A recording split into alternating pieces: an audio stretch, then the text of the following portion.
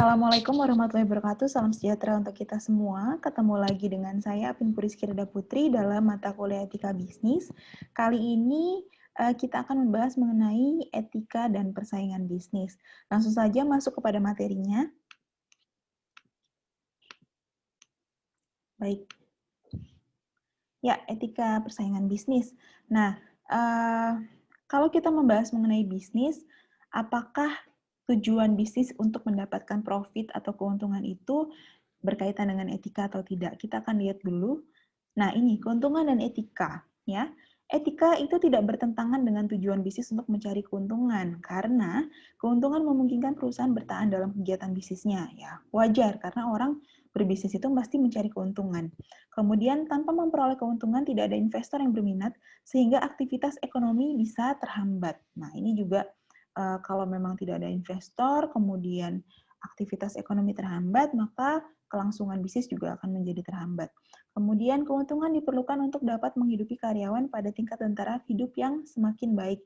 Jadi banyak sekali stakeholder termasuk di dalamnya karyawan yang memang bergantung dengan bisnis yang berjalan. Jadi otomatis keuntungan ini adalah hal yang sangat penting untuk bisa dicapai dalam sebuah bisnis. Dan apa kaitannya dengan etika? Ya, etika itu tidak keuntungan itu didapat dengan cara yang etis. Jadi tidak ada kaitannya, tidak bertentangan dengan tujuan bisnis etika itu sendiri gitu ya. Kalau memang perusahaan mau mencari keuntungan itu sudah hal yang wajar dan memang itu tidak bertentangan dengan etika.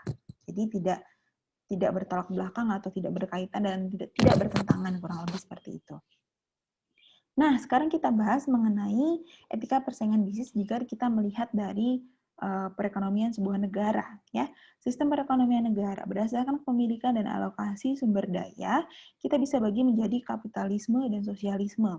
Kalau kapitalisme biasanya sebuah negara itu mayoritas bisnis diisi oleh perusahaan swasta, serta intervensi dari pemerintah itu sangat minimal. Jadi semuanya memang perusahaan-perusahaan besar itu dimiliki rata-rata oleh swasta atau kepemilikan pribadi. Kemudian kalau negara yang sosialis ya, bisnis besar umumnya dimiliki oleh pemerintah. Ini bertolak belakang dengan kapitalisme tadi. Nah, bagaimana dengan Indonesia sendiri? Indonesia menganut sistem perekonomian Pancasila, gabungan hal-hal positif yang terdapat pada sistem perekonomian kapitalisme dan juga sosialisme. Ciri-cirinya ada beberapa. Yang pertama, adanya pembentukan dan pengembangan koperasi, kemudian berkomitmen pada pemerataan perekonomian, memiliki kebijakan ekonomi yang bertujuan untuk meningkatkan kesejahteraan rakyat Indonesia, perencanaan dilakukan secara terpusat, pelaksanaan kebijakan dilakukan secara desentralisasi. Jadi, perekonomian Pancasila ini menggabungkan hal-hal yang positif dari perekonomian kapitalisme dan sosialisme. Kemudian bagaimana dengan globalisasi bisnis? Nah, kalau kita sudah membicarakan mengenai etika persaingan bisnis negara, pasti kaitannya dengan globalisasi bisnis. Ya, laju peningkatan pergerakan barang, jasa maupun modal melintasi batas antar negara. Nah, ini kaitannya dengan globalisasi. Faktor-faktor pendorong peningkatan transaksi lintas antar negara yaitu kemajuan dan ekspansi teknologi, ya jelas, karena sekarang kita sudah banyak sekali bisnis online, kita bisa order atau kita bisa jual barang yang kita punya ke negara manapun lewat internet. Kemudian perbaikan sistem transportasi, terutama di negara maju, pertumbuhan perusahaan-perusahaan multinasional, ya, serta perubahan situasi politik, ekonomi, sosial di banyak negara. Ini adalah faktor-faktor pendorong peningkatan transaksi lintas negara. Kemudian, nah, bagaimana dengan keuntungan dan kerugian dari globalisasi bisnis? Kita lihat dulu dari sisi kerugiannya. Yang pertama, pekerjaan belum tentu dapat dipertahankan dalam waktu yang lama, karena di sini ada jaminan dari keamanan kerja.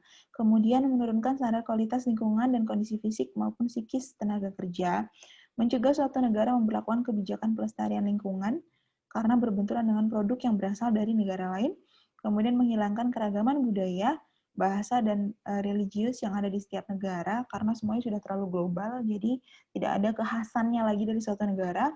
Kemudian memungkinkan terjadinya kekuasaan yang sewenang-wenang jika disalahgunakan.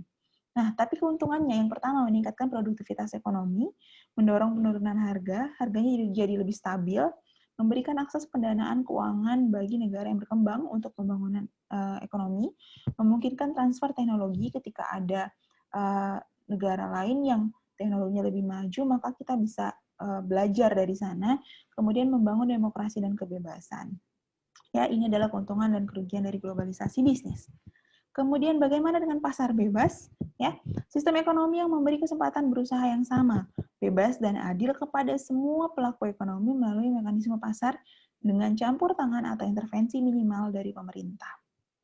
Jadi ada beberapa prinsip etika pasar bebas. Yang pertama prinsip otonomi, prinsip kejujuran, prinsip persamaan atau keadilan, prinsip saling menguntungkan, dan prinsip integritas moral. Ini adalah prinsip-prinsip yang memang harus dipegang teguh jika kita menerapkan pasar bebas.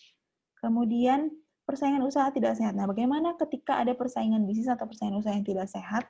Ada beberapa contohnya. Yang pertama yaitu monopoli. Ya, ada satu perusahaan yang memang menjual produk atau jasa tertentu. Ini tentu tidak baik karena dari sisi konsumen mereka tidak punya bargaining power ya. Jadi memang semuanya yang mengatur adalah perusahaan yang punya barang atau produk tersebut. Mereka bisa mengatur harga suka-suka mereka karena memang tidak ada persaingan di yang lain gitu, tidak ada pesaing yang lain. Tapi ini akan berlaku baik jika memang usaha yang dijalankan itu menganut hajat hidup orang banyak gitu ya, menganut berkaitan dengan nasib orang banyak. Contohnya di Indonesia ada perusahaan listrik negara yang memang listrik itu hanya di bisnisnya hanya dikelola oleh PLN gitu kan. Kenapa? Karena memang berkaitan dengan hajat hidup orang banyak atau masyarakat Indonesia. Kemudian ada oligopoli, dua atau sedikit perusahaan yang menjual produk atau jasa tertentu. Nah, ini juga karena sangat sedikit yang menjual, otomatis juga jadi ada persaingan usaha yang tidak sehat. Kartel, beberapa perusahaan membuat persetujuan untuk membatasi persaingan. Jadi memang hanya perusahaan-perusahaan tertentu yang bisa mengelola usaha atau bisnis A gitu ya, bisnis satu produk. Dan akhirnya mereka yang mengontrol harganya di dalam situ. Kemudian price fixing, penetapan harga sepihak oleh perusahaan oligopolistik. Nah, ini juga. Nah, memang kaitannya dengan apa ya? Kaitannya dengan pengelolaan, pembatasan pengelolaan ya, dominasi dari berbagai dari satu produk atau jasa, bisnis satu produk atau jasa didominasi oleh golongan tertentu, ini menjadi sesuatu bisnis yang tidak sehat, yang tidak etis gitu ya, karena kaitannya sama harga. Kemudian, nah, maka kita juga harus memperhatikan kalau etika persaingan bisnis ada yang memperhatikan yaitu perlindungan hak atas kekayaan intelektual, hak kekayaan industri seperti paten produk, merek logo, desain industri, atau komposisi desain. Sehingga perusahaan ini memiliki hak cipta di dalamnya. Jangan sampai kita sudah memproduksi barang atau jasa dan kita sudah mengkomersialisasikan itu, tapi belum ada perlindungan atas hak kekayaan intelektualnya, sehingga suatu saat ketika diambil oleh orang lain, dan ini berdampak buruk, dan akhirnya